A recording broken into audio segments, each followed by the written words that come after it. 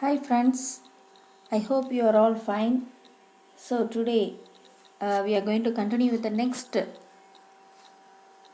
part of our test taking strategies. So previously I have discussed with the pyramid point, ingredients of question, strategic words, subject of the question, positive and negative and query, using of ABC, using of Maslow's hierarchy needs, and with the previous video I have discussed with the nursing process. So now we are going to continue with the next point of few test taking strategies we are going to discuss. So if you want to go with the previous as a previous videos, if you want to see those videos, I will be giving the link below in the description, so you can go through the part 1, 2 and 3. So I have finished till the nursing process, that means till the evaluation of the nursing process. So this is the fourth part of this test taking strategy. So usually when you are going with this prometric examination like DHA, MOH and HAAD, and even with the NCLEX also, so these test taking strategies are usually followed whenever they are framing the question answers. They will be using these strategies. That's why I am giving more importance in teaching these strategies. Like I have made this much part of videos till now. So now we are going to see with the determining as an abnormality exists. That is one of the strategy which is being used. So when you see the example with this question, you can see, you can able to understand with this strategy. What they are saying means, so some questions will be made like that. We have to identify the abnormality which is being found within that question. Within that question and with the answers, we have to find out that thing. So one of the example, the nurse is caring for the client being admitted in the emergency department with a chief complaint of anorexia, nausea and vomiting. The nurse asks the client about the home medication being taken. So the nurse would be most concerned if the client stated that which medication was being taken at home. So already the patient has been coming to you at the emergency with the complaints of anorexia, nausea and vomiting. He was being taken some medication at home, because of that only he is having such complaints. So which medication he would be taken at home, so that he may be having this complaint like anorexia, nausea, vomiting. They have given 4 medication in the choice, like digoxin, captopril, losartan and furosemide. So we must know the adverse effect with these drugs first. Only then we can able to judge the answer. So the correct answer is the digoxin, because usually than the other 3, in this digoxin only as a first symptoms, the adverse effect, it usually arises with the GI system like anorexia, nausea, vomiting. Actually we may know that digoxin is one of the cardiac glycoside drug which has been used to treat the cardiac failure, heart failure cases, and even with the irregular heartbeat also we can able to maintain.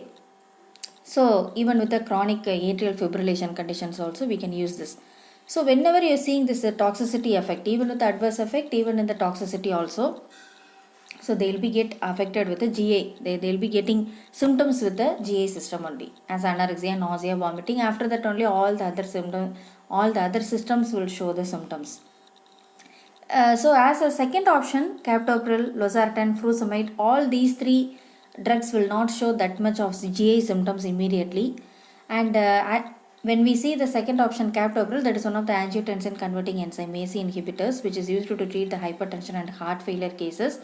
But when you see the side effects and adverse effect and toxicity effect with this captopril, usually the cough happens here, angioedema, proteinuria, taste changes and orthostatic hypotension.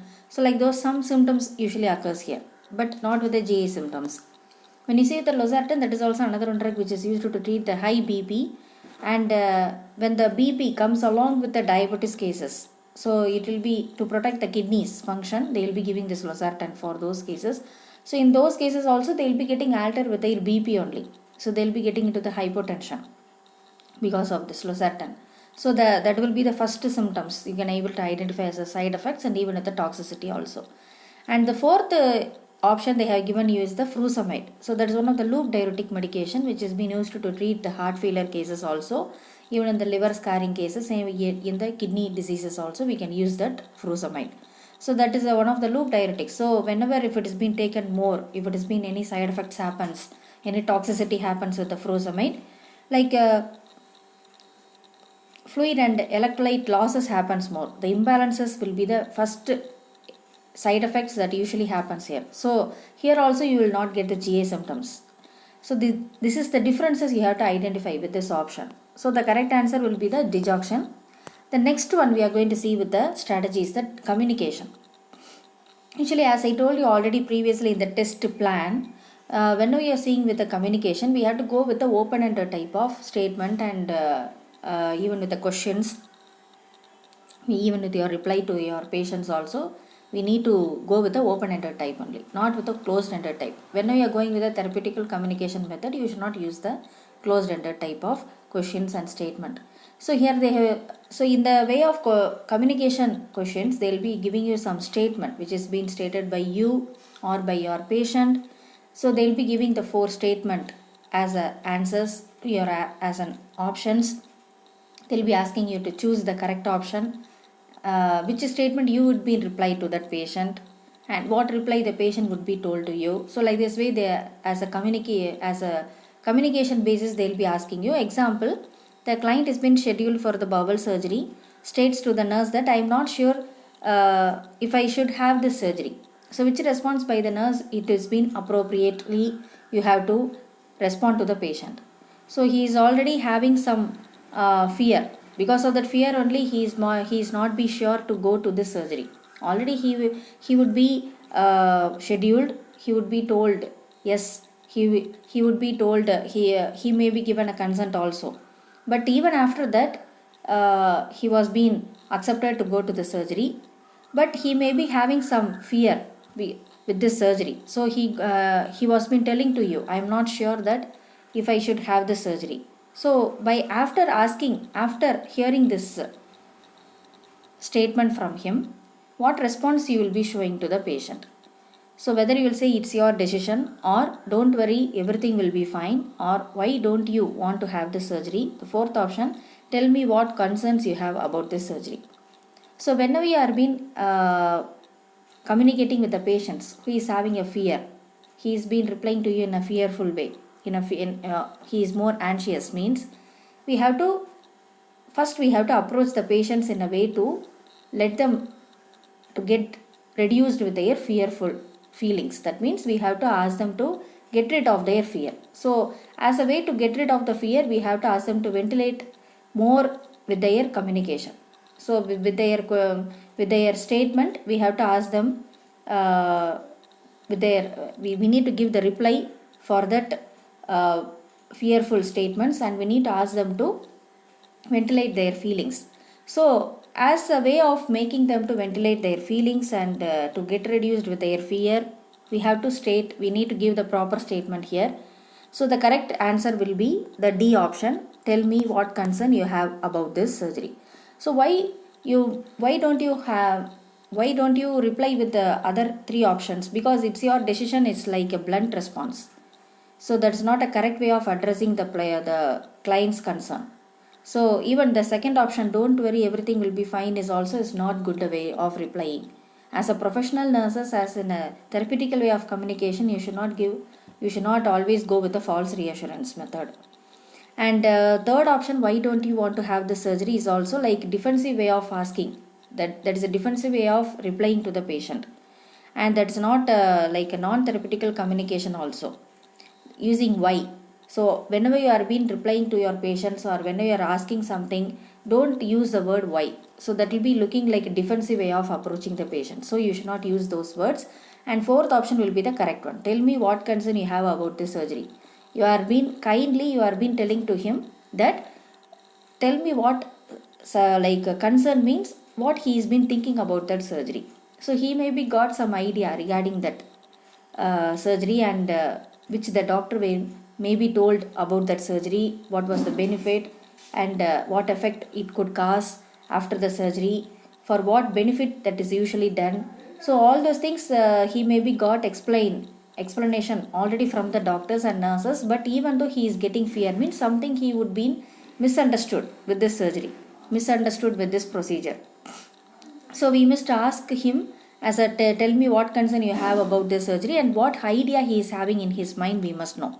So when he is able to when he is able to ventilate his feelings more and more, and he can able to get his fear can get reduced within him, so that way he can able to get rid out of this fear as soon as possible. So that is the way of therapeutical communication method that is being followed here. So when we are going with a therapeutical communication method, this is defined as a face-to-face process in which you are being interacting. So you'll be focusing on advancing the physical and with the emotional well-being of the patient. So there are few techniques is there. Whenever you are going with a therapeutical way of communication method, we must use the silence and accept the way what they are being showing to us, and giving the recognition, offering the self, and giving the broad openings, and offering the general leads, and placing the event in a time and with a sequence, and make the observations also. Next, with the eliminating the comparable alike option. This is another one strategy which is being used. That is with the example itself we can able to understand. Even this is like one of the easiest method of questions, because here they will be giving you 3 options as a wrong for that question, and 1 option they will be giving as a correct one.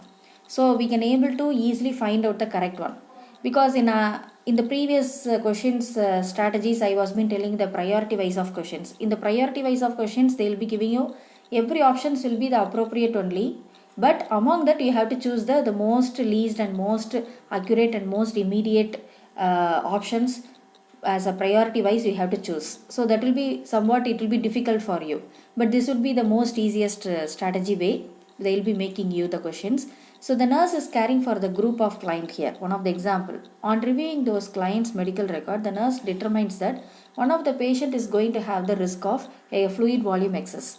So they have given 4 options. Among these 4 options, one of the patient is going to have the fluid volume excess. First option, the client is taking the diuretics. The second option, the client is with an ileostomy. Third option is the client with a kidney disease. Fourth option is the client is undergoing GI suctioning.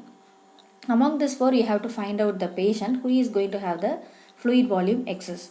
So when you see the each and every patients, the first patient is already he is undergoing the diuretics drugs.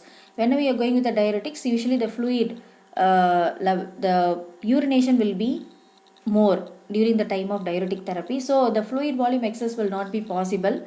So yeah, if it is been more, if the diuretics is been affect more, means usually the fluid volume loss can happen. So but excess will not be possible. So with the second option, ileostomy, whenever you are going with the ostomy ways of carrying, the colostomy, ileostomy will be releasing out more fluids from its stoma. So through the stoma way, when it's been excreting out the waste, so usually the fluid will be excreted out more along with the waste product. So whenever you're going with the ileostomy cases, the fluid volume loss only happens more than the excess. So the excess will not be possible here also. But when you go with the C option, kidney diseases, usually with the kidney failure, they will not able to urinate well. So their filtration also will not be happening. So the urination will not be in a proper way. The output will not be in a normal. Urine output will not be got in this patient. So the oliguria happens here, even anuria also sometimes. So they will be getting into the fluid volume excess here because of the retention of over fluid within their body. So they will be getting to the excess here.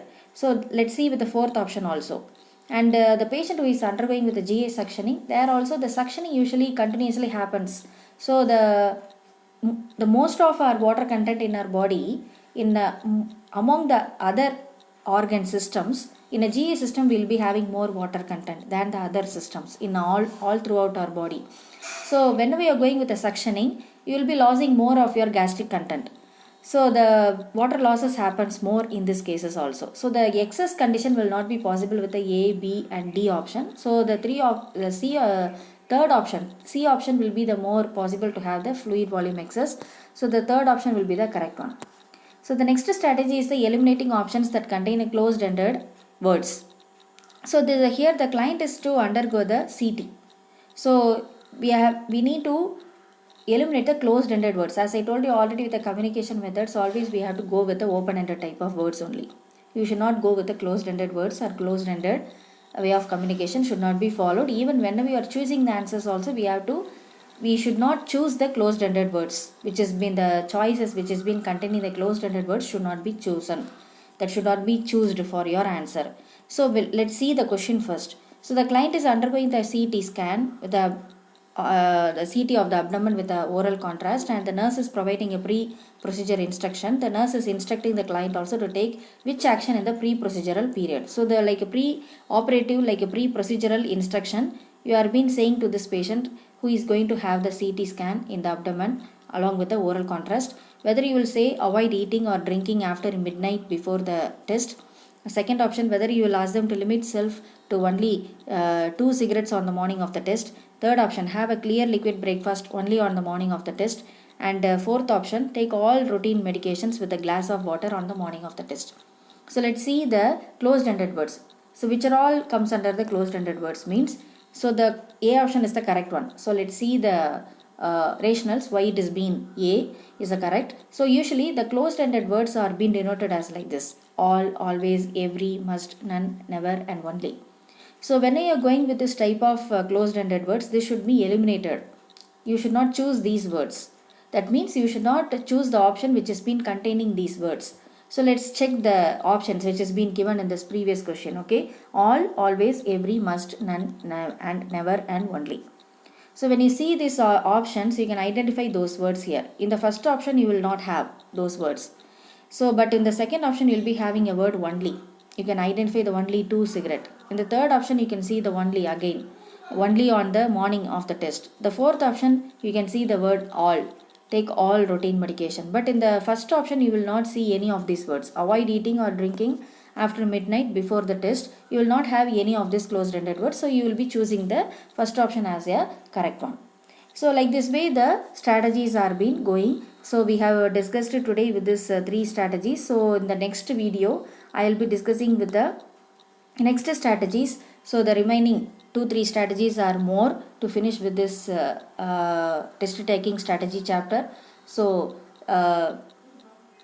prepare well for your examination, crack well with your nursing examination. So all the best, and please subscribe to my channel, and please like this video also if you like it, and please comment your issues also if you are been facing anything. And even I have shared my email also. You can send your enquiries or something. Even if you want to get prepared with this type of examination, if you want to enroll with our institution to go under this examination, and if you want to crack well, and if you want to get licensure with these prometric examination, and with even with the NCLEX also, you can approach us through this mail, the kirubaijasrupa 2017@gmail.com, and you can comment me also below. And please subscribe to our channel, so that way you can get notified with each and every videos when I am posting in the YouTube. Thank you.